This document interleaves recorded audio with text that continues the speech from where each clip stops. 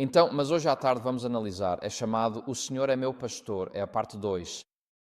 Vamos olhar para a segunda metade do Salmo 23, o Salmo do Pastor, e se você tiver sua Bíblia, convido você a abri-la no Salmo 23. E vamos examinar algumas das lições que temos nesta passagem. Sabe, o que eu gosto na Palavra de Deus é que você pode ler algo 100 vezes. Cada vez que você lê, Deus te dá uma nova lição e Ele te dá novos entendimentos a partir dela.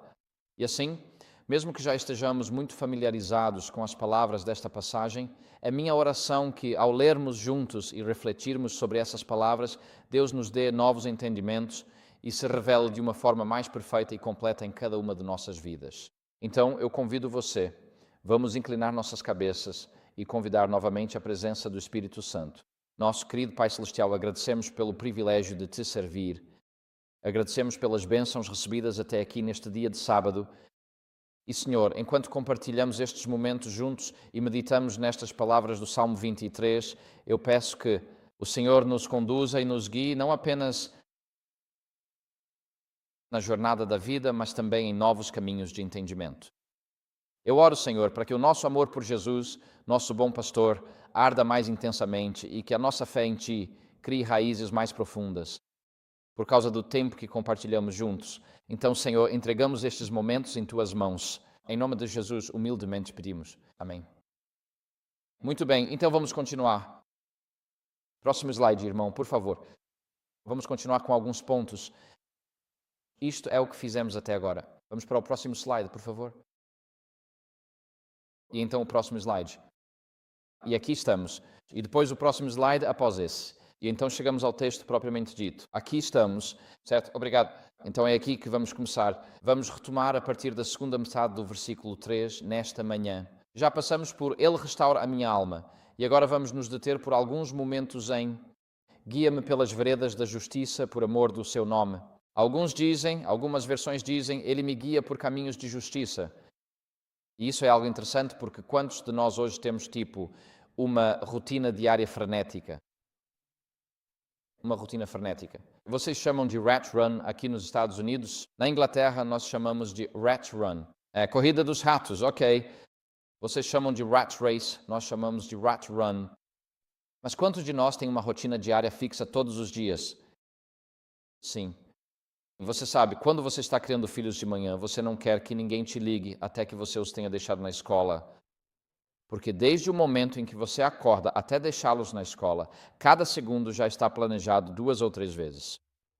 E se qualquer coisa dá errado ao preparar seus filhos para a escola, é como se toda a sua manhã fosse por água abaixo. E então,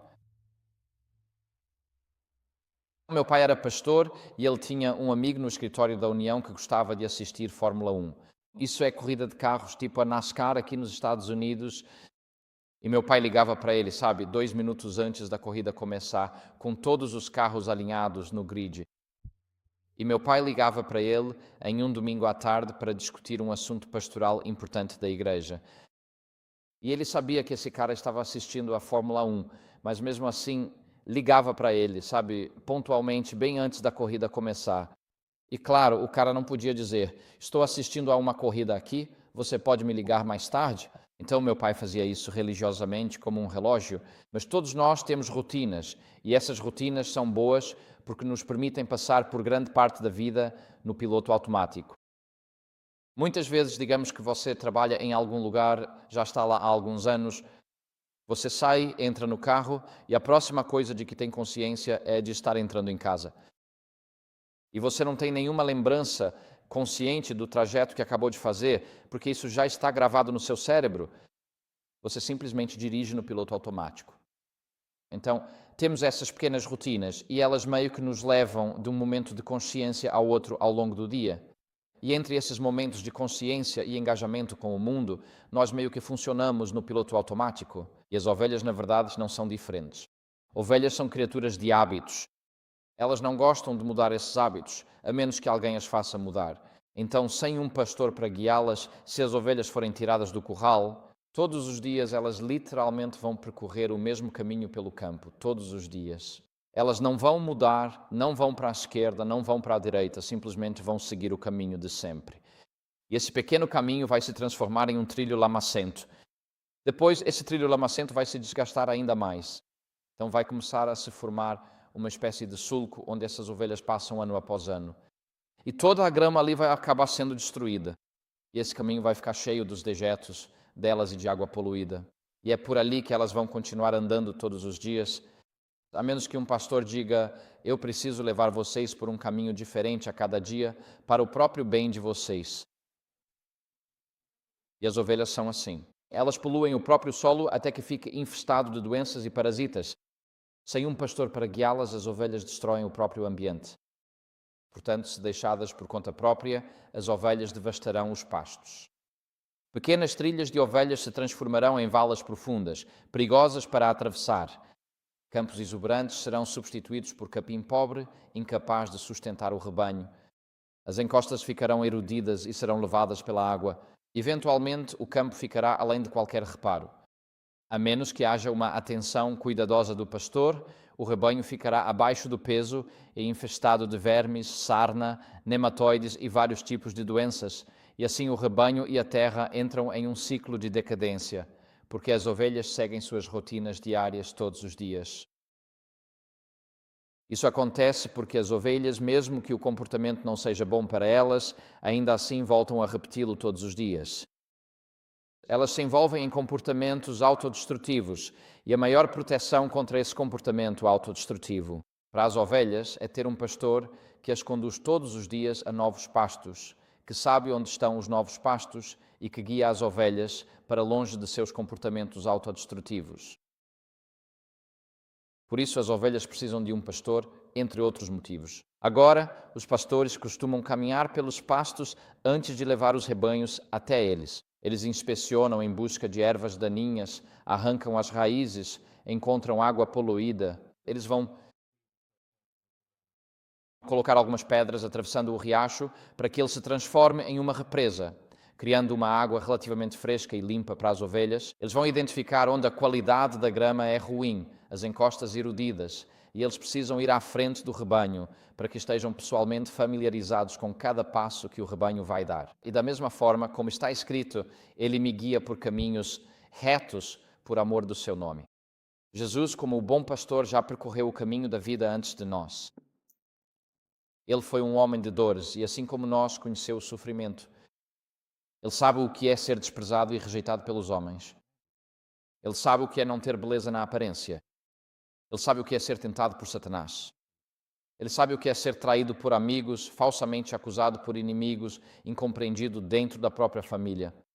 Ele sabe o que é fazer um dia de trabalho honesto com as próprias mãos, ser um refugiado.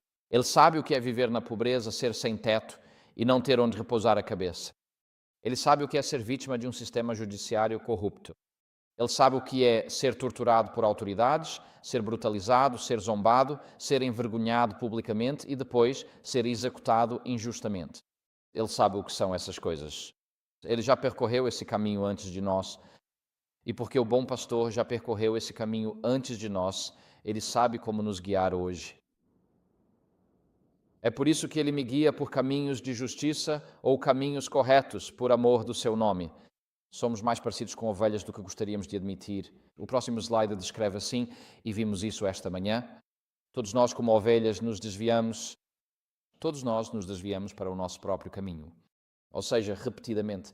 Na vida seguimos nossos próprios desejos, nossos próprios hábitos, nossos próprios padrões de pensamento, nossos próprios gostos corrompidos, nossos próprios comportamentos autodestrutivos. Rara é a pessoa que chega em casa cansada depois do trabalho e diz: estou realmente cansado. Acho que vou correr 8 quilómetros e depois tomar um smoothie de couve. De fato, é rara a pessoa que diz isso. No nosso país, nos Estados Unidos, muitas pessoas chegam em casa exaustas do trabalho e simplesmente maratonam séries na Netflix com batatas fritas, biscoitos ou refrigerantes açucarados e assim por diante. Nós nos apegamos aos nossos gostos corrompidos e aos nossos desejos caídos. E não importa o quão autodestrutivos sejam esses comportamentos, nós os racionalizamos. Dizem que se você deve $10 ao banco, você tem um problema. Se você deve $1 milhão ao banco, o problema é do banco, não seu. e nós nos envolvemos em comportamentos autodestrutivos. E, eventualmente, sabe, digamos hipoteticamente, eu estou olhando atentamente para o público aqui hoje, quando você chega a 160 quilos, ganhar mais 1 quilo não parece tão importante para você. O aumento marginal é muito, muito pequeno. Você já se acostumou com a situação em que está e esse aumento marginal não faz tanta diferença para você. Então, tendemos a racionalizar e aceitamos nossos comportamentos autodestrutivos do passado. Fazemos o que queremos quando achamos melhor, porque nos faz sentir bem. E assim, o próximo versículo na tela explica por que fazemos isso. Provérbios 14:12 diz: há um caminho que parece certo ao homem, mas o seu fim é o caminho da morte. A verdade é que hoje em dia muito poucos estão dispostos a confiar no bom pastor e a serem obedientes à sua orientação. E eu mencionei isso esta manhã. Quando pedimos para Jesus ser Salvador e Senhor, ficamos felizes que Ele seja o Salvador, porque Ele está-me salvando das consequências do meu pecado, mas ser Senhor da minha vida significa que Mateus 28 está ensinando a obedecer tudo o que Ele nos ordenou. Estou disposto a me submeter aos seus mandamentos na minha vida?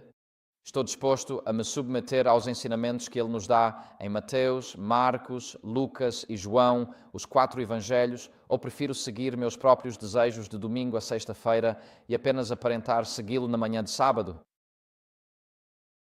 E assim, a verdade é que a maioria de nós não quer ser guiada por caminhos de justiça. Somos teimosos, somos obstinados, somos ovelhas autossuficientes. Essa é a realidade. Insistimos em voltar dia após dia aos velhos caminhos do orgulho, da autoafirmação, do autocontrole e da independência. E assim como acontece com as ovelhas, os resultados são os mesmos. Lares destruídos, corações partidos, corpos quebrados, esperanças despedaçadas, comportamentos viciantes e mortes por desespero. Porque cada um de nós segue o seu próprio caminho, nos tornamos uma sociedade quebrada. Vemos evidências disso por toda parte, porque realmente não queremos ser guiados por caminhos de justiça. Preferimos seguir nossos próprios desejos caídos, vamos colocar dessa forma. Então, se alguém quiser seguir o bom pastor, o convite dele está em Mateus, João 14:6. Jesus diz: eu sou o caminho, a verdade e a vida. E em Marcos 8:34, se você puder colocar esse versículo na tela, Jesus nos convida, Ele nos mostra como devemos segui-lo por caminhos de justiça. E o texto ali, se você puder passar o texto para nós, por favor, é Marcos capítulo 8, versículo 34. Muito obrigado. Jesus diz: se alguém quiser ser meu seguidor, isto é, segui-lo por caminhos de justiça, negue-se a si mesmo, tome a sua cruz e siga-me.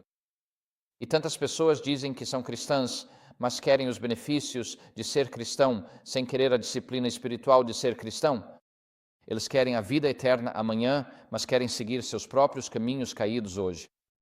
E assim, no Ocidente, quando falamos sobre a liberdade do Evangelho, quando Paulo fala sobre liberdade, ele quer dizer que somos livres para servir uns aos outros em amor.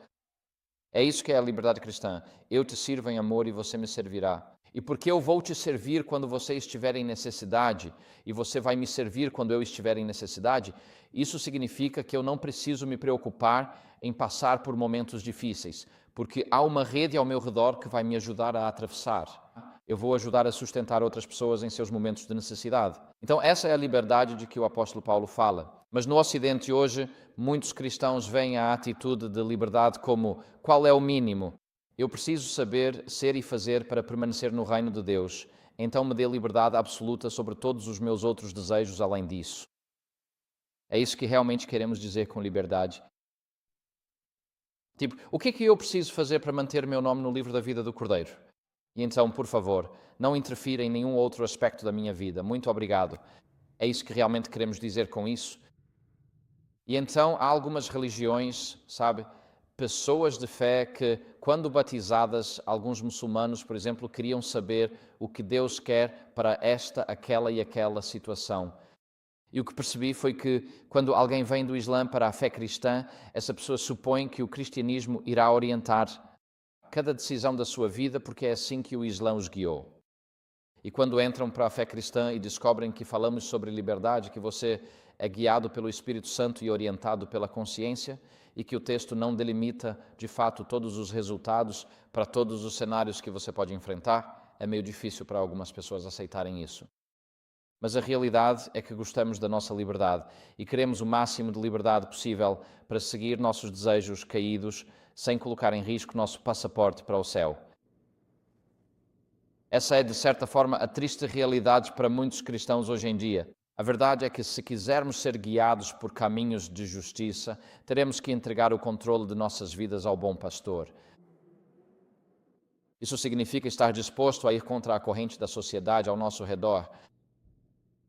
Para ser saudável nos Estados Unidos hoje, é preciso ser contracultural. Quero dizer, toda a comida, você vai a um evento social aqui, e a comida é uma mistura de carboidratos, açúcar e gordura em várias combinações. Então, se você quer ser saudável nos Estados Unidos, precisa ser contracultural. E se você quer ser espiritualmente saudável, também precisa ser contracultural. Você precisa ser intencional quanto a isso. Você precisa ser deliberado quanto a isso. Isso precisa ser a prioridade na sua vida. Porque se você simplesmente seguir o fluxo da sociedade, vai acabar enchendo sua mente com o mesmo lixo que está enchendo a mente da maioria das pessoas. O fluxo interminável de entretenimento, o jogo mais recente, a série mais recente, a música mais recente, o filme mais recente, seja lá o que for o que está acontecendo na vida de alguma estrela de cinema e assim por diante.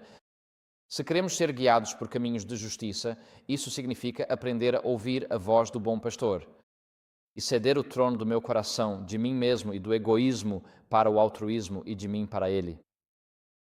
Filipenses 2, versículo 12, diz o seguinte, no próximo slide ali diz, desenvolvei a vossa salvação com temor e tremor. No próximo slide, obrigado irmão, desenvolvei a vossa salvação com temor e tremor, pois é Deus quem opera em vós, tanto o querer quanto o efetuar, segundo a sua boa vontade. Então, quando pedimos a Deus todos os dias... Não está aí, irmão? Sim, tudo bem, obrigado. Filipenses 2, 12 e 13. Portanto, somos ordenados a desenvolver a nossa própria salvação com temor e tremor ao pedir a Cristo todos os dias, como o bom pastor, para entrar em nós, habitar em nós, fazer por nós muito mais do que podemos imaginar para nós mesmos. Esse é o melhor jeito de seguir Jesus. Eu estava compartilhando com alguém outro dia que é fácil, quando você está em situações difíceis, acordar toda manhã e perceber que as ervas daninhas da raiva cresceram durante a noite. E se você segue o bom pastor, de certa forma precisa pedir ao bom pastor que envie o seu espírito para limpar todas essas ervas daninhas para você, porque você não consegue resolver isso sozinho. Um coração ferido precisa do bálsamo de Gileade. É necessário que o Espírito Santo, como Consolador, se aproxime. E assim, quando acordamos todas as manhãs com amargura, raiva, fúria ou frustração, precisamos pedir ao bom pastor que envie seu Espírito para nos limpar de dentro para fora. E se não fizermos isso diariamente, essas ervas daninhas vão crescer cada vez mais e florescer em nossas vidas. Portanto, seguir o bom pastor significa, na verdade, que ele nos conduz para longe das amarguras, das raivas, da fúria, das frustrações e das dores do passado. Porque só ele pode nos tirar desses campos áridos para os campos verdes que ele deseja para nós. A próxima passagem é muito interessante. É o 4º versículo do Salmo 23. Se puder, passe para o próximo slide ali. Agora, neste versículo aqui, mudamos do terceiro para o primeiro pessoa no Salmo. Nos 3 primeiros versículos deste Salmo, estávamos na terceira pessoa do singular, mas agora, ao chegarmos ao 4º versículo, mudamos para a primeira pessoa do singular. Ainda que eu ande pelo vale da sombra da morte, não temerei mal algum, porque tu estás comigo. A tua vara e o teu cajado me consolam. Então, sobre o que isso está falando aqui? Todo ano, depois que termina a estação de nascimento dos cordeiros na primavera, o pastor conduz seu rebanho para longe dos currais no vale, da fazenda e dos alojamentos de inverno, e eles vão subir até os pastos de verão. E agora, os pastos de verão costumam ficar no alto das colinas ou nas montanhas, e não são pastados desde o verão anterior. Isso significa que a grama está viçosa, verde, fresca. É ideal para as ovelhas leiteiras, as mães do rebanho. Elas precisam de sustento para seus cordeiros, e esses pastos verdes e frescos costumam estar livres de doenças. Mas para chegar aos pastos de verão aqui em cima, você precisa sair do vale e da fazenda aqui embaixo e subir até os pastos de verão. E a única maneira de subir uma montanha dessas é passando pelos canyons. Eles não têm aeronaves, não têm elevadores. Você não sobe pelas encostas do morro, as ovelhas sempre sobem pelos cânions.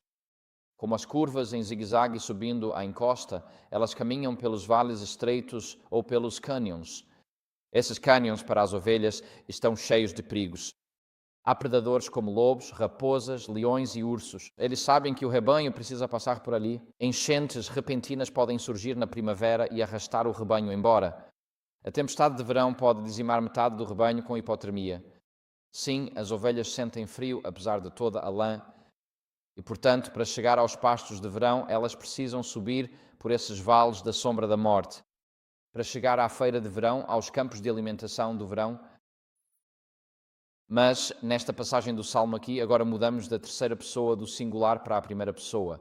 Ainda que eu ande pelo vale da sombra da morte, não temerei mal algum, porque tu, segunda pessoa do singular, estás comigo. O que é que isso nos diz? Agora, as ovelhas e o pastor estão passando seus dias e noites juntos. Eles estão subindo os vales juntos até aqueles pastos de verão. Não há currais de ovelhas aqui, não há fazendeiro nos vales. Não há quedas de ovelhas, é apenas o pastor e as ovelhas fazendo essa jornada juntos. Esse é o relacionamento mais íntimo que o pastor tem com as ovelhas, porque eles estão ligados enquanto sobem juntos por aqueles vales perigosos. E por isso está na primeira pessoa do singular, é a forma mais íntima de expressão possível, eu e você. Assim, as ovelhas confiam no pastor para guiá-las por tempos perigosos. Agora tendemos a pensar em desejar, as pessoas dizem que querem uma experiência no topo da montanha com Deus. Você já ouviu essa expressão? As pessoas querem ter uma experiência no topo da montanha. Geralmente elas estão se referindo a Marcos 9, quando você pensa no Monte da Transfiguração. Então você desce para o vale, onde os discípulos estão tentando expulsar um menino possuído por um demônio. É disso que normalmente estamos falando, da experiência no topo da montanha. Depois você desce para o vale, onde os discípulos enfrentam desânimo e derrota. Mas nesta passagem aqui, a experiência no topo da montanha, para chegar ao topo, você precisa subir por muitos vales. E você não chega ao topo a menos que passe pelos vales. Toda montanha tem seus vales. Não há outro caminho para o topo da montanha para um rebanho de ovelhas senão subir por aqueles desfiladeiros e cânions estreitos. Por todo o caminho até o cume da montanha. Lá. Por que é importante falar sobre isso? O salmista não diz, eu morro no vale da sombra da morte. Ele não diz, sim, ainda que eu fique preso no vale da sombra da morte, ele diz, eu ando pelo vale da sombra da morte. Agora, por que isso é importante? É que quando seguimos o bom pastor, passamos por vales difíceis, mas não somos definidos por esses vales. Ele não se nos deixa presos nesses vales. Ele não nos abandona nesses vales. Estamos sempre seguindo em frente e subindo, passando pelos vales, mas não sendo definidos por eles. À medida que atravessamos os vales, aprendemos que Deus irá prover, irá proteger e, em sua providência, nos conduzirá para onde é bom para nós.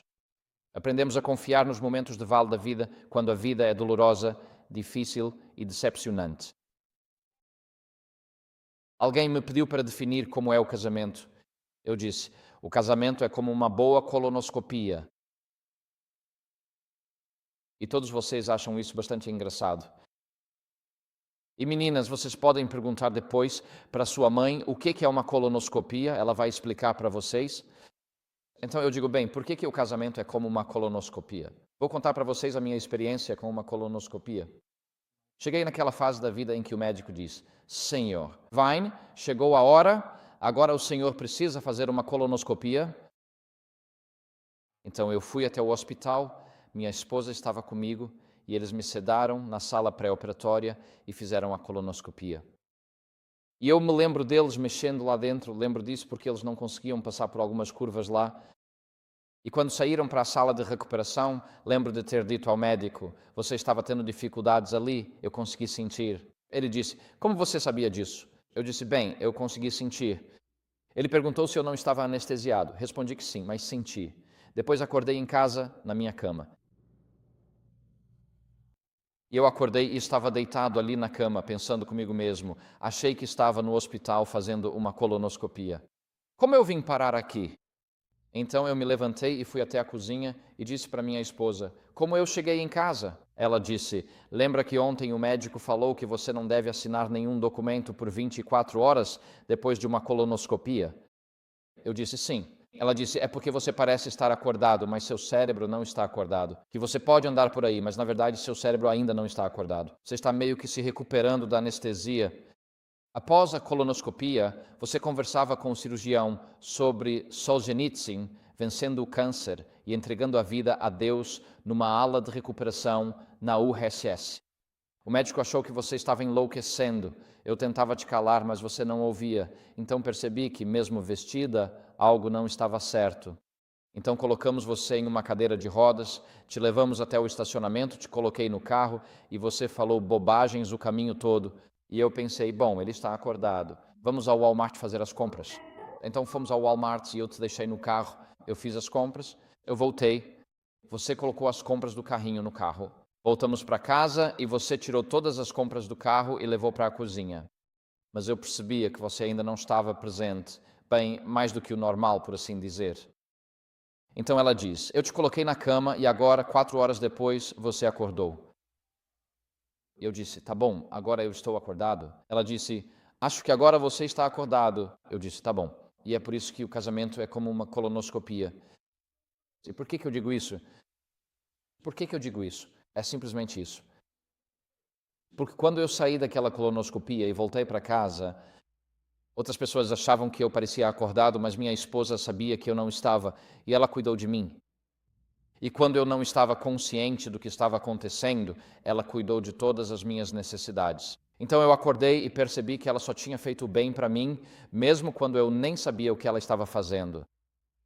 É por isso que o casamento é como uma colonoscopia. Alguém está fazendo o bem para você, mesmo quando você não percebe. Essa pessoa está cuidando de você, está te protegendo, está fazendo coisas por você, quando você nem sabe que está acontecendo.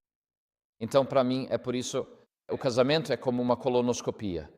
E quando você passa pelos vales da vida, é aí que você aprende que Deus está cuidando de você de maneiras que você nunca tinha percebido antes. Quando o casamento termina, quando você recebe um diagnóstico de câncer, quando seu negócio vai à falência, quando sua casa é retomada, quando você está lutando contra a depressão ou drogas ou outros comportamentos viciantes, é nesse momento que você descobre a presença de Deus na sua vida de uma forma que nunca tinha experimentado antes. Isso de repente se torna evidente, não nos bons momentos da vida, mas nos maus momentos, o quanto o bom pastor é realmente misericordioso. Então nós também caminhamos por esses vales escuros, porque quando você está subindo uma montanha com ovelhas, a água não desce pela encosta, a água só corre pelos vales. É lá que estão os riachos enquanto você sobe o lado da montanha. O pasto mais rico até o topo da montanha é através desses vales. Então, para subir ao topo da montanha, somos obrigados a passar pelo vale da sombra da morte, porque mesmo havendo perigo, é lá que está a grama mais verde na encosta da montanha e é lá que está a água mais fresca. Por isso, caminhamos pelo vale da sombra da morte. E, na verdade, descobrimos que as experiências espirituais mais ricas são encontradas nesses momentos de vale, não nas encostas áridas que existem por aí. É nos vales escuros que encontramos o Espírito Santo como nunca antes. Aprendemos a reconhecer a voz do bom pastor como nunca antes. Nossa caminhada com o bom pastor se torna eternamente significativa, justamente porque atravessamos esses vales juntos. Sabe, quando você observa os veteranos voltando para casa e se reunindo para um regimento, em uma convenção alguns anos depois, quando esses veteranos estão conversando sobre o que passaram, você está dentro do grupo ou está fora, mas não pode simplesmente entrar no grupo. Quando esses veteranos se sentam para falar sobre ter passado pelo dia D, ou por Fallujah, ou pelo Vietnã juntos, se você não esteve lá com eles naquele momento de vale na vida deles, nunca conseguirá fazer parte daquele grupo. Eles têm um vínculo único entre eles porque passaram juntos por uma espécie de inferno vivo. E eles se conectaram de uma forma que ninguém mais vai entender exatamente o que eles passaram. E quando subimos o lado da montanha, pelo vale da sombra da morte, enfrentando todas as ameaças que vêm com isso, é aí que nos conectamos com o bom pastor de maneiras que mais ninguém jamais conseguirá. Porque vimos ele agir, aprendemos a confiar nele. Ele esteve ao nosso lado naqueles momentos mais escuros, profundos e dolorosos das nossas vidas. E a água da vida pode fluir pelos vales esculpidos em nossas próprias vidas, alcançando aqueles ao nosso redor. Veja, se você sofreu uma perda, consegue se solidarizar com alguém que também sofreu uma perda muito mais do que alguém que nunca passou por isso. Se você passou pela dor do divórcio, pode apoiar melhor alguém que está passando por essa dor do que alguém que nunca se divorciou. Se você lutou contra o câncer e o venceu pela graça de Deus, estando agora em remissão, você está muito mais preparado para sentar com alguém que acabou de receber o diagnóstico e dizer: foi assim que Deus me sustentou e é assim que Ele pode te sustentar também, do que alguém que nunca passou por isso. Quando Deus permite que passemos por essas experiências nos vales, é justamente para que possamos ser uma bênção para aqueles que amanhã seguirão pelo mesmo vale. Todos passam por esses vales na vida. Ninguém escapa da vida sem essas experiências nos vales. Você não pode chegar ao topo da montanha sem passar por alguns vales. No entanto, não devemos nos abalar com as tempestades da vida. Esses vales não são convites ao desespero, mas sim convites para confiar mais plenamente em Deus. A pergunta não é, porque eu? Mas sim, Ele está comigo. Nessa experiência no vale, não temerei mal algum, diz o salmista, porque Tu estás comigo. Se Jesus é o meu pastor, podemos enfrentar essas experiências nos vales com paz no coração. O mundo nunca pode nos dar isso. Por quê? Porque Ele é o meu pastor, Ele está me guiando, Ele está comigo na experiência do vale. Ele prometeu que nunca me deixará nem me abandonará. Ele prometeu estar comigo até o fim do mundo. Então, se eu levantar meus olhos acima da tempestade, obrigado. Eu vejo aquele que está no controle da tempestade. E quanto a esta vara, diz na passagem: tua vara e teu cajado me consolam. Bem, não sei se você já viu. Já viu um cajado de pastor? Há dois bastões que os pastores costumam carregar. Um é a vara e o outro é o cajado. E o cajado é aquele que alguns chamam de gancho, sabe? É um bastão com tipo uma alça na ponta. Falaremos disso em um minuto. Mas o que é a vara que os pastores carregam? Bem, se você for à África do Sul, onde tínhamos pastores por toda parte, eles têm essas pequenas varas de pastor. Elas são chamadas de knob carries. Já ouviu falar de uma knob carry? Eu tenho uma em casa. Eu ia trazê-la comigo, mas não coube na minha bagagem. E eu ia levá-la no avião, porque sob a lei dos americanos com deficiências, ninguém pode questionar se você está usando uma bengala, né? Eu pensei, eu poderia simplesmente alegar ser deficiente e entrar no avião com o que é essencialmente uma arma aqui. Mas enfim, então o que é uma knob carry? Você descobre que há variações sobre o tema em todo o mundo. Uma knob carry é um bastão de madeira e pode ter até uns 90 ou 120 centímetros de comprimento. E em uma extremidade, eles pegaram as raízes e as esculpiram e moldaram para que ficasse como uma grande bola de madeira em uma ponta. E então é uma vara longa. E então parece que é como um dedo longo com um grande pedaço de carne na ponta aqui. E esse pedaço de carne é muito pesado. E essa coisa é polida. E os pastores, quando estão cuidando das ovelhas, eles praticam e atiram essa vara e o componente mais pesado, a cabeça na ponta, vai primeiro pelo ar e eles se tornam muito, muito precisos com essas varas. Então, quando um pastor vê uma raposa se aproximando das ovelhas, ele pode atirar aquela vara a uma distância razoável e ela atingirá a raposa e a afastará.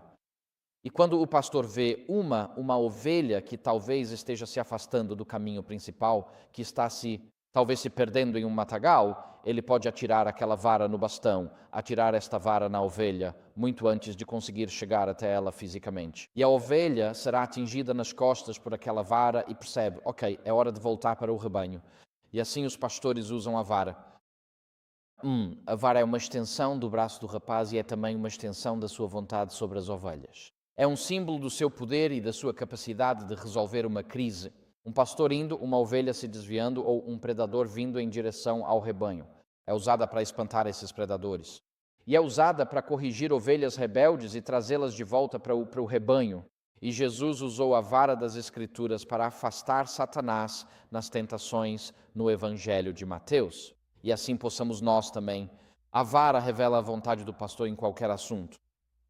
A vara, portanto, representa a palavra de Deus, a vontade expressa de Deus dada com a sua autoridade.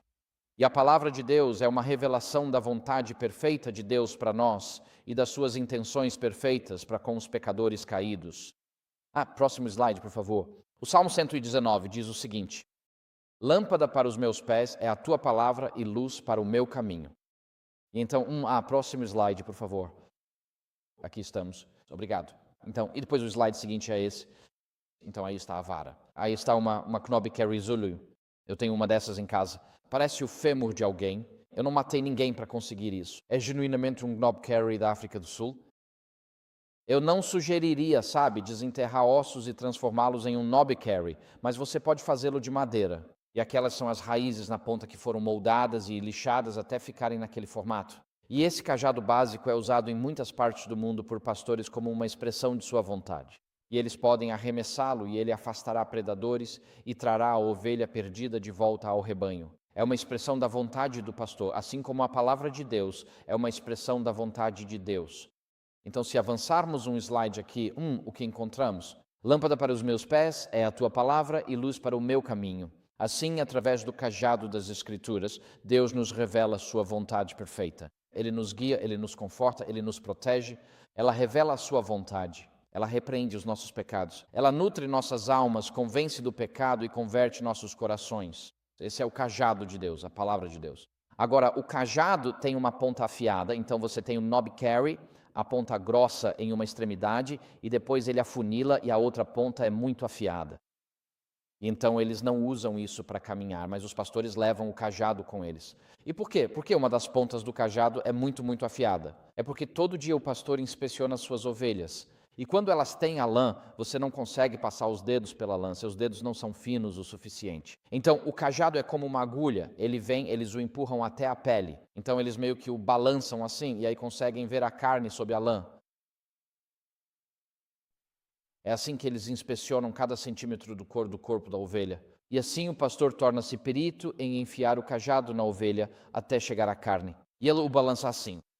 E então ele vê toda a carne, vê se há algum corte ali. Se há feridas, se há insetos ali, pulgas, qualquer coisa que precise ser limpa. É apenas através do cajado sendo empurrado até a carne que um pastor pode encontrar os cortes ocultos, as feridas inflamadas e as infestações de insetos que precisam ser tratadas. E o próximo slide fala sobre como Deus faz isso por nós. O salmista diz: sonda-me, ó Deus, e conhece o meu coração. Prova-me e conhece os meus pensamentos. Vê se há em mim algum caminho mau e guia-me pelo caminho eterno. Então, quando lemos a palavra de Deus, não sei se você já experimentou isso, espero que sim. Quando leio a palavra de Deus, na maioria das vezes, é Deus quem está lendo o meu coração. Eu leio a palavra de Deus, mas Deus está me lendo através da palavra de Deus. E assim a palavra de Deus é o cajado de Deus que lê nossos corações e nos revela a nossa pecaminosidade. Ela nos guia, nos conforta, nos dá compaixão e encorajamento quando precisamos. Ela dá um empurrãozinho, um sussurro de encorajamento, dá orientação sobre uma decisão que temos que tomar. Mas a palavra de Deus é semelhante ao cajado de Deus que nos revela a vontade de Deus. E se não lermos a palavra de Deus diariamente, será mais difícil para Deus nos revelar sua vontade perfeita diariamente. Mas à medida que lemos a palavra de Deus em oração e reflexão, não para dominar o texto, mas para que Deus nos domine através dele. Assim ouvimos a voz do bom pastor diariamente. Quando lemos a palavra de Deus, é na verdade Deus quem nos lê e nos revela a nós mesmos com uma honestidade brutal. Houve um tempo na minha vida em que eu estava com muita raiva de algo e fiquei muito deprimido com isso. Porque quando você sente raiva e não a resolve de forma saudável, ela costuma se transformar em depressão.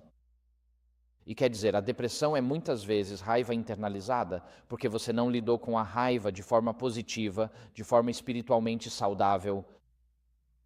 Você pode ter raiva num sentido justo, Alguém pode ter te machucado e você ser inocente, mas a menos que você lide com isso de maneira biblicamente fiel, isso muitas vezes será internalizado em depressão. E eu lia os Salmos todos os dias, e eu esperava encontrar um texto onde Deus dissesse: eu ferirei seus inimigos com doenças mortais. E eu estava apenas imaginando as doenças mortais. Eu queria encontrar um texto onde ele os ferisse com artrite reumatoide e a dança de São Vito. Assim, em uma, o corpo não quer se mexer, e na outra, o corpo não consegue parar de se mexer, sabe? E eles teriam dor constante. Tudo bem, eu queria encontrar aqueles versículos onde Deus derrubaria meus inimigos com, sabe, doenças terríveis, terríveis. E o que descobri foi que, em vez de eu estava lendo a palavra de Deus dizendo, Deus, o Senhor precisa derrubá-los. Na verdade, Deus apontava para mim e dizia, Connor, e seu coração? Eu lia todo dia pensando, Senhor, deve ter um texto onde o Senhor vai ferir meus inimigos. E eu não encontrei, mas o que encontrei foi que Deus queria curar o meu coração. E assim, quando você lê a palavra de Deus, essa é a vara de Deus que me conforta enquanto passo pelas experiências de vale da vida.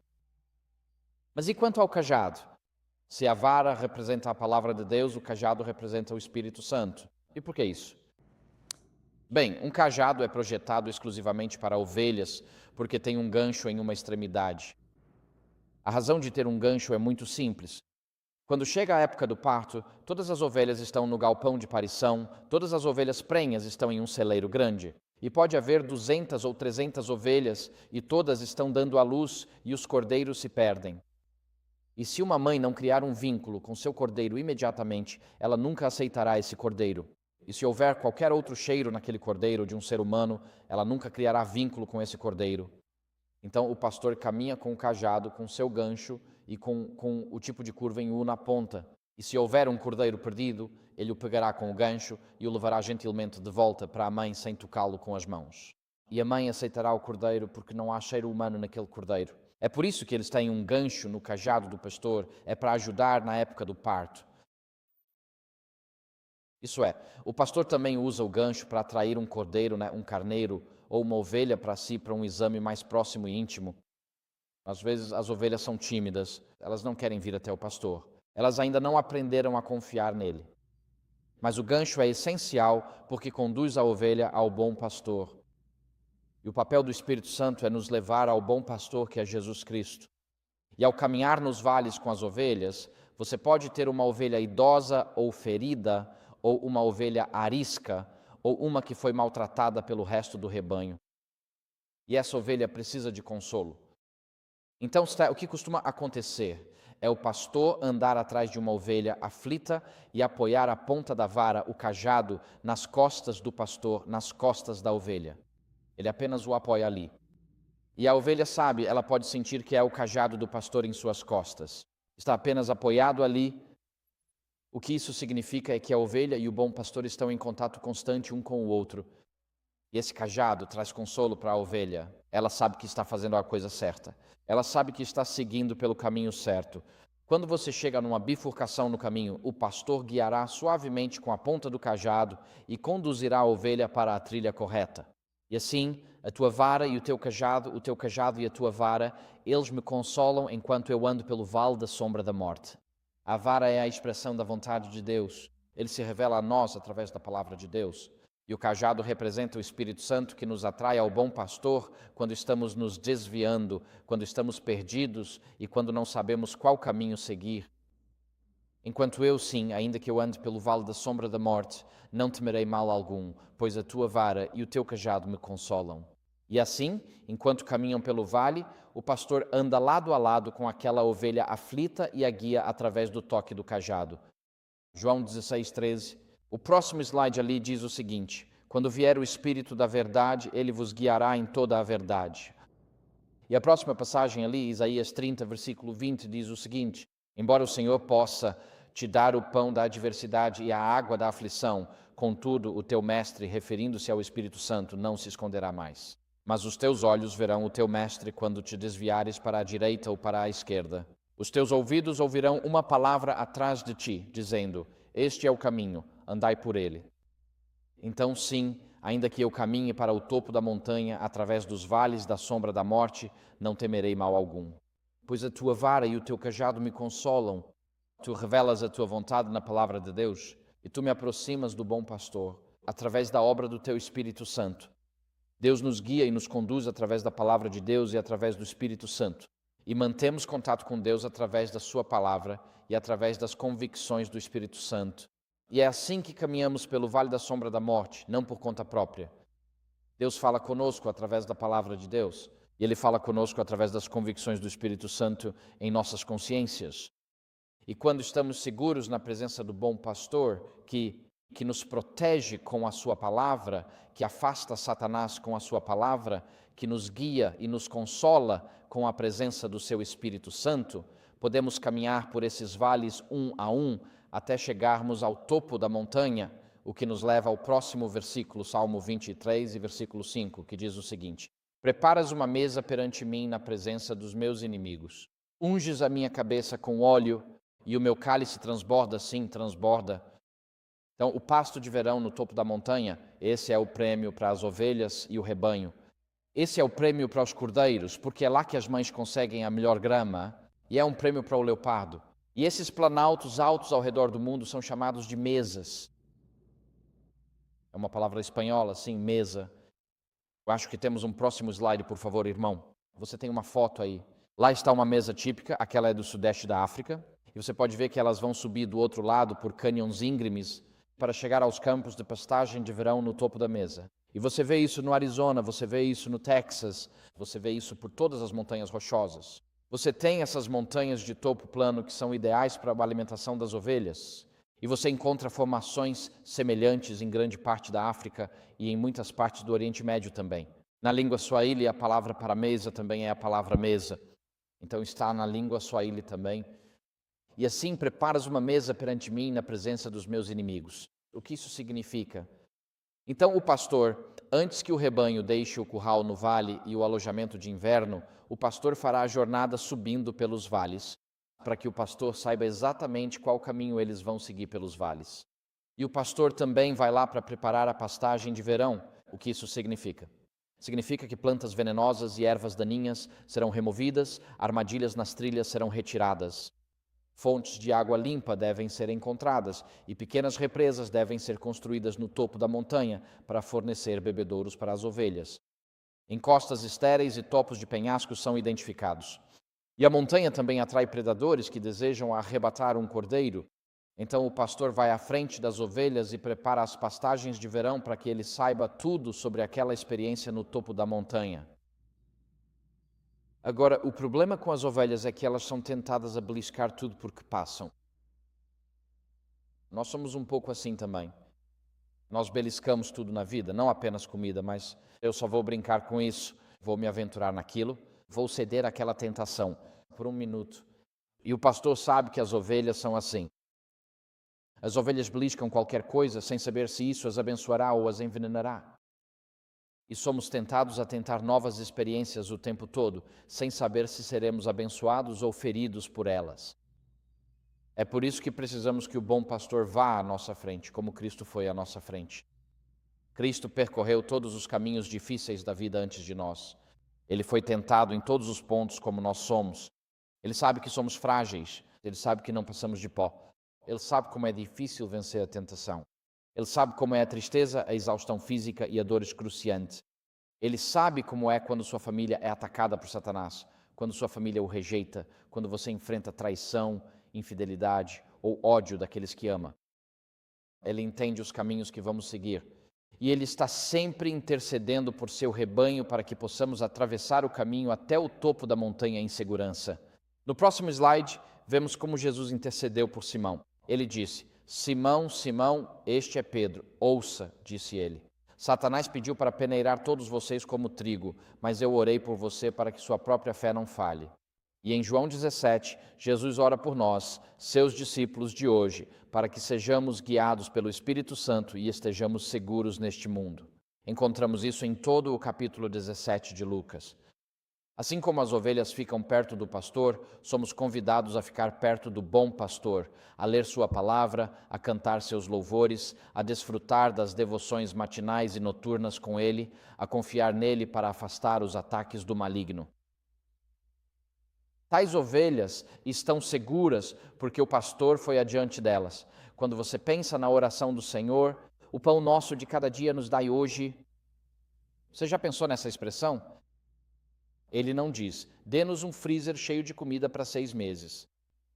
Diz apenas, dê-nos hoje. Literalmente dê-nos o nosso alimento para hoje, ou o suficiente para hoje. E um grande exemplo disso na Bíblia é Elias. Quando Elias foi alimentado pelos corvos junto ao ribeiro de Querite, bem, ele foi alimentado pelos corvos. Os corvos podem te dar comida para 3 meses? Não, um corvo lhe dará suprimento de comida para um dia, no máximo. E assim Elias estava aprendendo uma dependência diária de Deus, como os israelitas tinham que colher o maná fresco todas as manhãs, exceto no dia de sábado. Então Deus estava ensinando os israelitas, e Deus estava ensinando a Elias que podemos confiar nele, mas precisamos confiar nele dia após dia. E se ele te der suprimento de comida para 3 meses adiantado, então você vai ignorar a Deus pelos próximos 3 meses, porque seus 3 meses estão garantidos.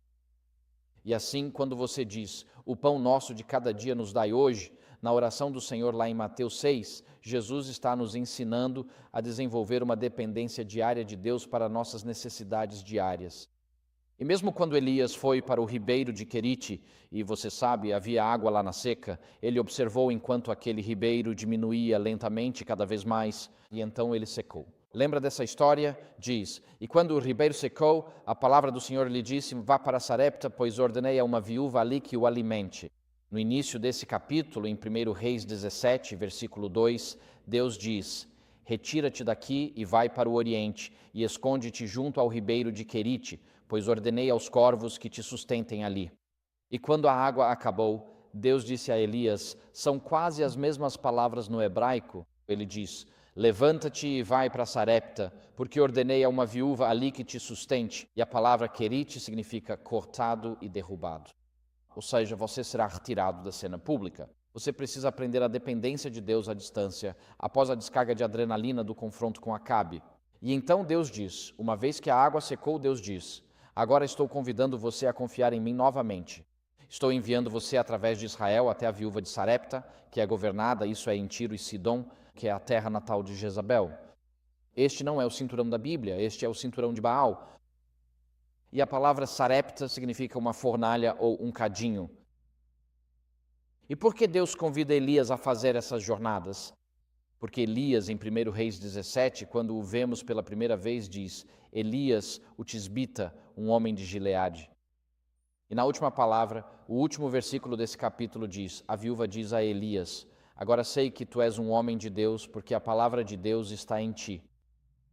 E assim é através dessas jornadas de Gileade a Acabe, de Acabe ao ribeiro de Querite, do ribeiro de Querite a Sarepta, que Elias é transformado de um homem de Gileade em um homem de Deus, porque ele é obediente à palavra de Deus. Há 7 vezes naquele capítulo em que diz, a palavra do Senhor disse, e a cada vez Elias faz exatamente o que Deus lhe ordenou.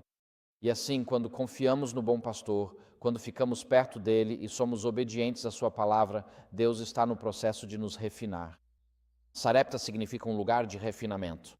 Não era agradável estar em Sarepta. Não era agradável estar vivendo junto ao ribeiro de Querite. Mas mesmo no ribeiro de Querite, Elias viu a água baixando e baixando e baixando, mas ele ainda confiava em Deus. E quando a água acabou, ele ainda confiava em Deus. E há momentos na vida em que o ribeiro em que confiamos está desaparecendo lentamente também. Nossa saúde está sumindo, nossas finanças estão sumindo, nosso negócio está sumindo, nosso casamento está sumindo. Nós sentamos junto a esses ribeiros que trazem alegria e vida, alegria e sentido à vida. E os observamos às vezes enquanto ficam cada vez mais baixos e então eles se vão para sempre. E não é um sinal de que Deus nos abandonou como na história de Elias. Simplesmente significa que Deus está nos preparando para o próximo capítulo da vida. E se sempre tivéssemos aquele ribeiro todo santo dia, deixaríamos de ver o milagre todo santo dia. Porque o milagre que se repete todo santo dia deixa de ser um milagre aos olhos da maioria das pessoas. E assim, um ribeiro secando não é o sinal de que Deus nos abandonou, é o sinal de que Ele está nos preparando para o próximo capítulo da vida.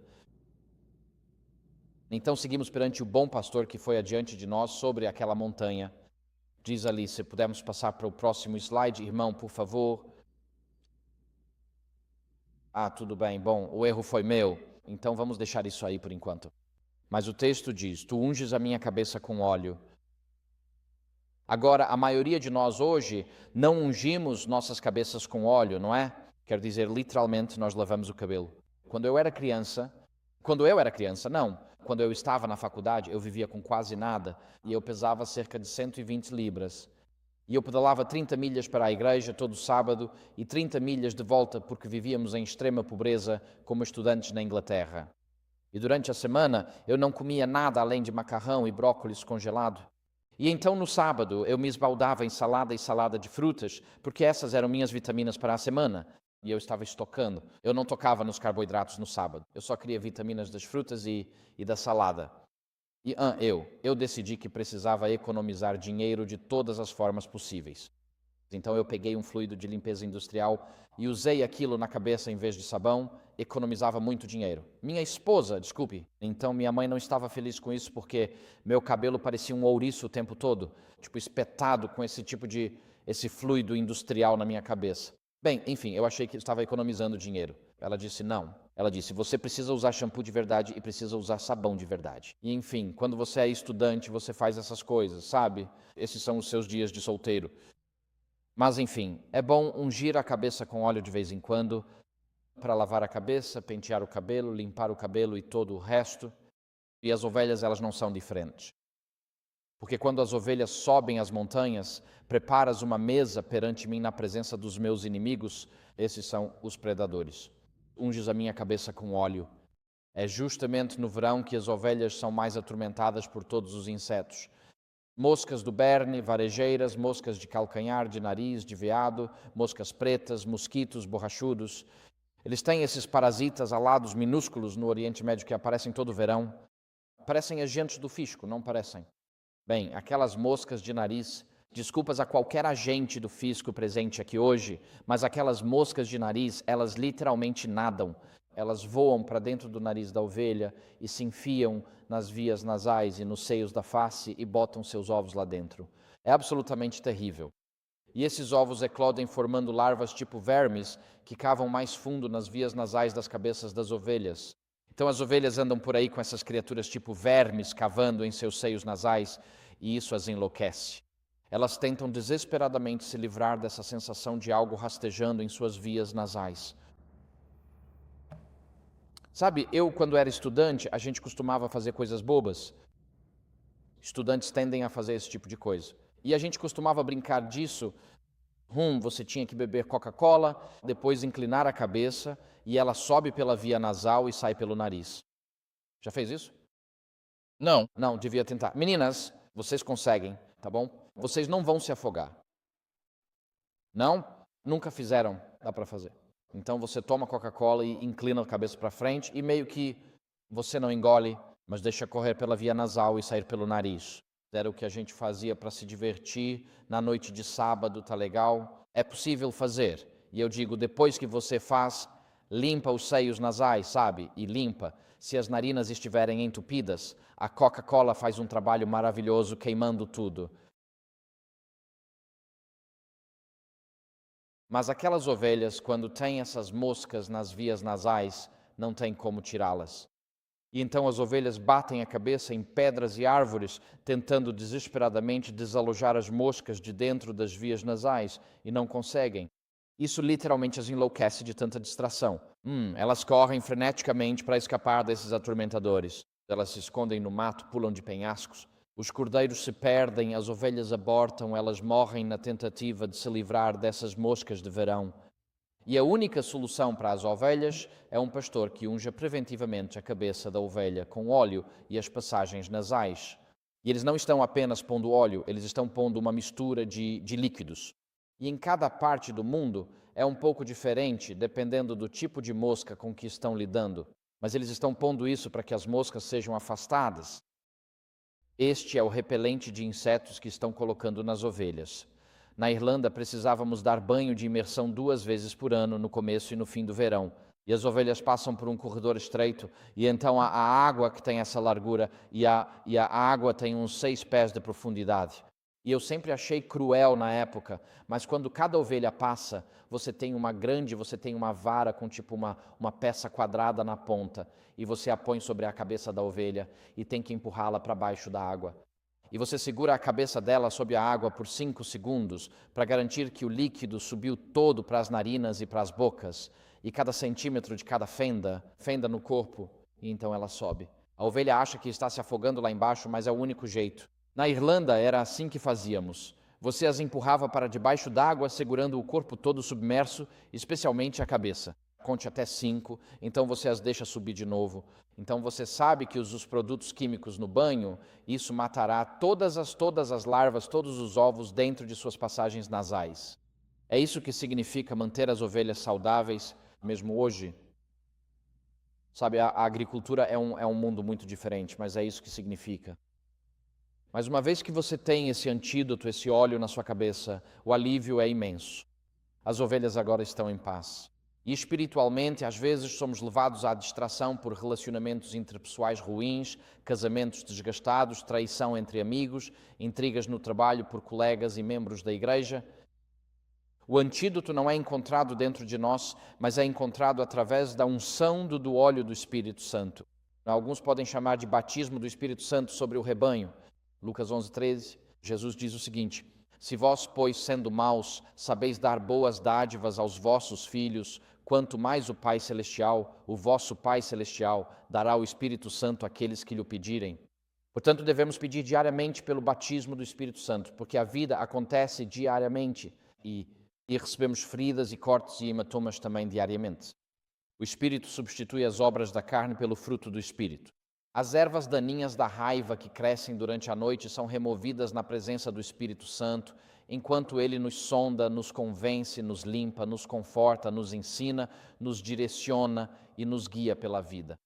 E quando a ovelha é infectada dessa forma, e esta é a coisa terrível sobre as ovelhas, elas passarão a infecção para as outras ovelhas, porque as ovelhas costumam esfregar os narizes umas nas outras. Elas esfregam as cabeças. É uma forma de conforto. Sabe como você vê uma mãe esfregando os narizes de seus cordeiros? As duas ovelhas se juntarão e esfregarão os narizes assim. Isso acontece o tempo todo no rebanho. O que acontece é que isso passa a infecção de uma cabeça para a próxima no rebanho. E uma vez que uma ovelha é infectada, é só questão de tempo até que todo o rebanho seja infectado por essa infecção parasitária específica. E exceto em casos de abuso direto, o pecado também é passado quando mente se conecta com mente em nossa própria experiência humana. Quando banqueteamos nossas mentes com ideias, comportamentos ou tentações pecaminosas, quando nos prendemos a fortalezas espirituais de pensamentos egoístas, atitudes egoístas e opções de entretenimento decaídas, permitimos que o pecado passe pelo rebanho de outros para nós através das nossas mentes. Por causa disso, devemos ter cuidado com onde permitimos que nossas mentes se demorem. E o próximo slide, por favor, irmão. Finalmente, amados, diz o apóstolo Paulo, tudo o que é puro, honroso, justo, tudo o que é verdadeiro, tudo o que é honroso, tudo o que é justo, tudo o que é puro, tudo o que é amável, tudo o que é de boa fama, se há alguma virtude e se há algo digno de louvor, pensem nessas coisas. E essa frase, pensem nessas coisas, é um imperativo presente, o que significa não pensar apenas uma vez nessas coisas, mas pensar nelas continuamente. Devemos continuamente permitir apenas que nossas mentes se demorem no que é verdadeiro, honroso, justo, puro ou agradável, que agrada a Deus, ou louvável, excelente ou digno de louvor. E se a primeira métrica ali é permitir que sua mente se demore apenas no que é verdadeiro, isso sugeriria que você não assista a quase nada da grande mídia hoje em dia. Tipo, tenha cuidado com onde você permite que sua mente vá. Tenha cuidado com as informações que você deixa entrar em sua mente. É que na maioria das vezes estão mentindo para nós, pessoas empurrando uma narrativa ou outra narrativa. Durante a pandemia, eu costumava me perguntar, a quem eu devo ouvir? Porque na pandemia, a questão era a mesma. Em quem você confia? Confio no Dr. Fauci ou no Espírito Santo? Isso era meio que, tudo se resumia a esse tipo de pergunta. Confie em mim, eu sou a ciência, disse o Dr. Anthony Fauci. E o Espírito Santo diz, bem, não, eu sou o Espírito Santo. Eu sei mais que o Dr. Fauci. Então eu tinha essas perguntas que eu fazia a mim mesmo. E antes de ouvir alguém, eu me fazia a pergunta, essa pessoa já mentiu para mim no passado? Se sim, então não vou ouvi-la hoje. Então a Fox já mentiu para mim no passado? Ah, sim. A CNN já mentiu para mim no passado? Ah, com certeza. A MSNBC mentiu para mim no passado, praticamente o tempo todo. Só com base nisso, nessa métrica, eu não vou ouvi-los hoje. A segunda métrica era: essa pessoa está sendo paga para dizer o que está me dizendo agora? Se sim, não os ouça, porque estão sendo pagos para isso. Eles são mercenários, eles são paus mandados. Não falam por convicção, falam por necessidade de um salário. Então, eles já mentiram para mim no passado? Se sim, não os ouça. Essa pessoa está sendo paga para dizer o que está dizendo? Se sim, eu não preciso ouvi-los. A próxima pergunta é esta: essa pessoa seria demitida se dissesse algo diferente do que diz agora? Se sim, não os ouça, porque eles estão com uma arma na cabeça. Não literalmente, mas vocês entendem. Eles seriam demitidos se dissessem algo diferente? Sim, eu não vou ouvi-los. E a quarta pergunta era esta: essa pessoa sacrificou algo para me dizer o que está dizendo agora? Eles perderam alguma coisa? Eles arriscaram alguma coisa? Eles sacrificaram alguma coisa? Se sim, então eu vou ouvi-los. E eu, ao analisar esses 4 critérios, essa pessoa já mentiu para mim no passado?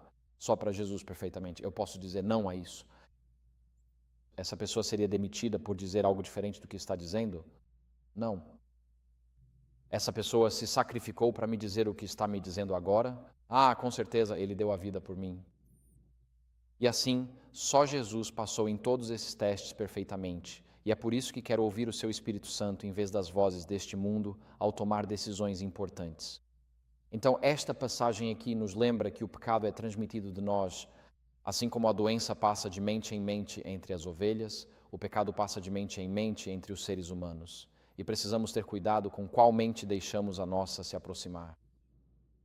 E ao termos cuidado com o que permitimos em nossa mente e guardarmos as avenidas para nossas mentes, estamos cortando os caminhos para o pecado em nossas vidas.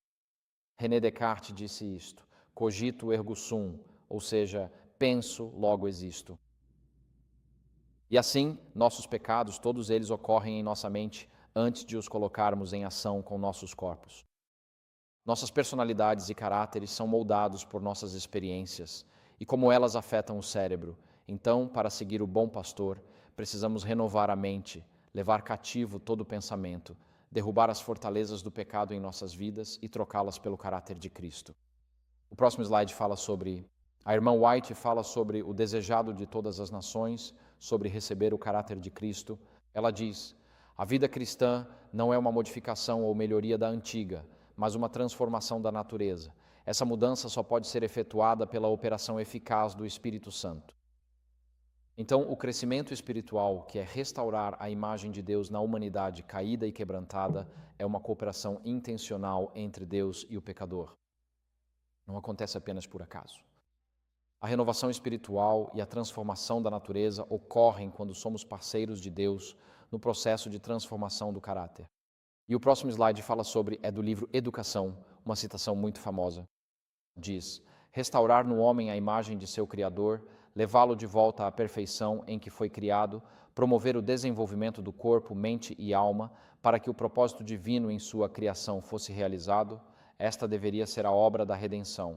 Este é o objetivo da educação, o grande objetivo da vida. Então, nosso objetivo, ao seguir o bom pastor, é experimentar a transformação do caráter e a santificação hoje, enquanto caminhamos para aquela montanha suprema que é o Monte Sião, onde está a Nova Jerusalém. Então, o que estamos dizendo em conclusão do tempo? Nosso tempo acabou agora. Devo encerrar isso. Se pudermos passar, irmão, para o próximo slide e depois o seguinte, para nossas conclusões. O último versículo deste salmo é muito bonito.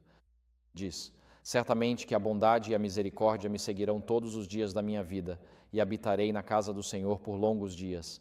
Agora, lembro que esta manhã eu estava falando sobre desconstrucionismo. Lembram disso na escola sabatina? Aí minha mente se distraiu e seguiu por outro caminho e não terminei o que estava falando. Agora vou contar o que eu estava falando esta manhã, ok? O desconstrucionismo é uma abordagem literária que diz que o texto nunca significa o que se propõe a dizer, sempre há outro significado nele. Ok? Então a desconstrução significa que você nunca pode saber quem é o autor. O autor nunca pode revelar sua vontade a você. Ninguém pode ter o mesmo entendimento possível do texto. E, mas o mais importante, o texto nunca significa o que diz. Então, se eu lhe fizesse a pergunta, deixe-me dar um exemplo. Este é o Salmo 23, este é um exemplo usado pelos desconstrucionistas.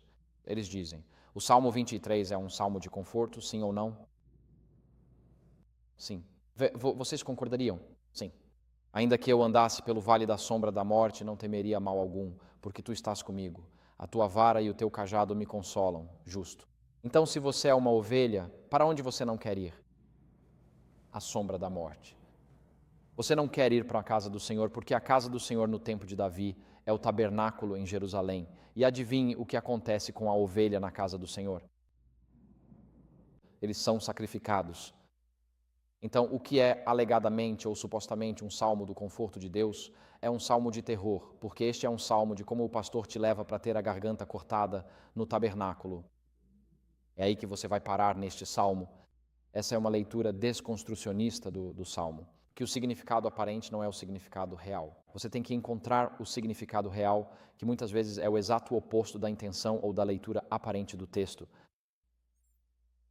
Então, como lemos esta passagem aqui hoje? Deixe-me fazer esta pergunta. O que realmente nos segue hoje? Ou seja, qual é o seu legado? Deixamos para trás um legado, um rastro de relacionamentos rompidos, sentimentos feridos, amargura e raiva. Sua memória é abençoada ou amaldiçoada por aqueles que deixamos para trás. Quando você sai do trabalho, quando sai de casa, quando sai da igreja, as pessoas se lembram bem de você pela bênção que você foi? Ou elas se lembram de você e dizem, ainda bem que se foi? O que nos segue todos os dias de nossas vidas, bênçãos ou maldições? O que deixamos em nosso rastro? Nosso legado é a misericórdia e a bondade de Deus. Deixamos um rastro de bênçãos que outros desejam seguir? Deixamos na vida um legado que encoraja outros a quererem seguir o bom pastor assim como nós o temos seguido? Que legado! Este salmo está nos convidando a nos determos, a refletirmos sobre a questão: que legado estamos deixando enquanto caminhamos pela vida? Nossas pegadas levam outros a Jesus ou os afastam de Jesus? Que legado deixamos atrás de nós? Bem, estou chegando ao fim aqui. Nosso tempo realmente acabou. Precisamos encerrar isso. Eu diria o seguinte: habitarei na casa do Senhor para sempre. Entreguei minha vida a Deus quando tinha 13 anos, fui batizado quando tinha 14 anos, e todas as promessas de Deus nas Escrituras se cumpriram em minha vida.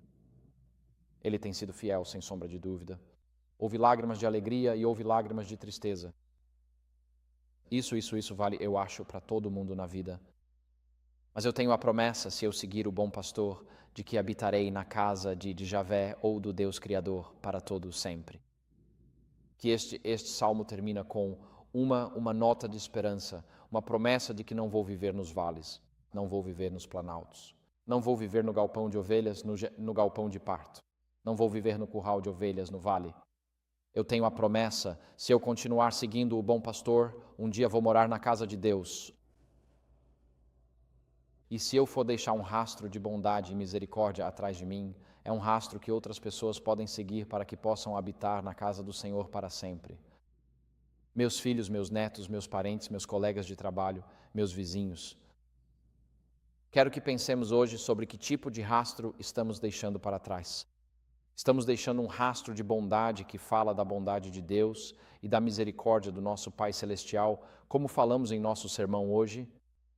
Ou deixamos um rastro que afasta as pessoas de Deus, que faz as pessoas amaldiçoarem a Deus por causa do que fizemos a elas? O que estamos deixando para trás? Que tipo de pegadas estamos deixando atrás de nós?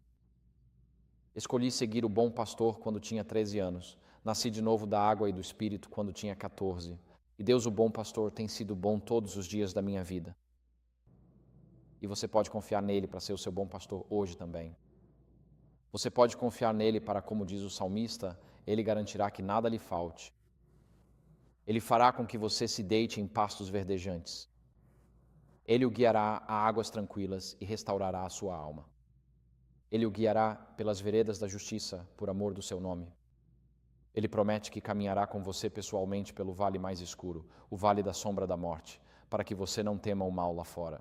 Ele garantirá que você seja consolado, porque a sua vara, a sua palavra e o seu cajado, que é o Espírito Santo, eles nos consolam, nos guiam e nos guardam. Ele prepara uma mesa diante de nós, aquelas áreas de pasto de verão, na presença dos predadores deste mundo. Ele unge a nossa cabeça com óleo. Ele cuida daquelas coisas que nos irritam e nos sobrecarregam diariamente para que o nosso cálice transborde, para que nossas vidas se encham de bondade, de sua abundância e de sua bênção. E ele nos promete que, se caminharmos e o seguirmos de perto, os rabinos costumavam dizer, havia um ditado no antigo Israel que um discípulo seguia um rabino tão de perto que a poeira dos sapatos do rabino ficava no rosto dos alunos. Era assim tão de perto que eles seguiam os rabinos. Se você seguisse um rabino, não havia nenhum espaço entre você e eles. Não passava nem luz ali. Onde quer que o rabino fosse, os discípulos iriam. E o bom pastor promete que, se você me seguir e aceitar o Criador do universo como seu pastor pessoal, ele está dizendo, bondade e misericórdia o seguirão todos os dias da sua vida. Não por causa de quem você é, mas porque, ao seguir o bom pastor, você será transformado no processo. E você deixará um legado que vale a pena seguir, um legado que outras pessoas vão querer seguir, um legado que outras pessoas vão exaltar e dizer, esse é o tipo de vida que queremos para nós e para nossos filhos. E temos a promessa de que habitaremos na casa do Senhor por toda a nossa vida. É uma promessa linda no final deste salmo. Então quando vou a hospitais ou você visita alguém e eles estão enfrentando os momentos finais da vida, este é um salmo lindo para ler com as pessoas. Quero encorajá-los, quando ministrarem às pessoas, a talvez lerem este salmo com elas e apenas dedicarem um tempo para explicar algumas das percepções que este salmo nos dá sobre o caráter do bom pastor, o que ele faz por nós, o fato de que ele caminha conosco, o fato de que ele vai adiante de nós, o fato de que ele percorreu os caminhos que percorremos antes de nós. Ele sabe por onde estamos trabalhando, caminhando, porque ele já passou por lá antes. Ele prepara essas experiências no topo da montanha e ele não nos abandona nos vales, também não. Ele está sempre lá com suas ovelhas e um dia habitaremos na casa do Senhor por toda a nossa vida. Para as pessoas que estão, muitas vezes lemos este salmo para pessoas que estão sofrendo, que estão morrendo no hospital. E a promessa de que um dia habitaremos na casa do Senhor é preciosa de fato. É uma promessa preciosa, preciosa. Eu os encorajaria a seguir o bom pastor. Amém. Ele não me fez nenhum mal. Ele não lhe fará nenhum mal. Ele não me causou dano. Ele não lhe causará dano. Ele foi adiante de nós. Ele está preparando um lugar para nós. Ele nos protege dos ataques dos predadores. Ele nos cura com o dom do seu Espírito Santo e está fazendo tudo para preparar um lar para nós lá no céu. Como ele disse a Pedro, não se turbe o vosso coração, credes em Deus, crede também em mim. Na minha casa, na casa de meu pai, há muitas moradas.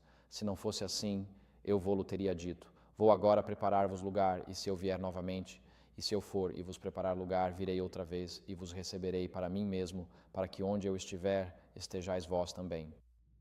Essa é a bendita esperança de que Jesus nos levará para o nosso lar celestial e descansaremos seguros de todos os predadores, de todas as tentações, de todos os ataques de Satanás, e seremos um só rebanho com o nosso bom pastor.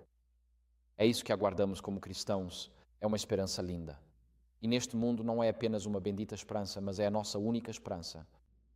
Um mundo que é dilacerado pelo ódio e pela violência. A única esperança é um novo céu e uma nova terra e um povo redimido, onde o pecado é eliminado para sempre e o amor pulsa por todo o universo.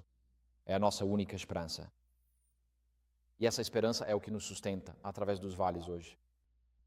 Portanto, sigam o bom pastor, confiem nele por onde ele guiar e vejam como ele os abençoa.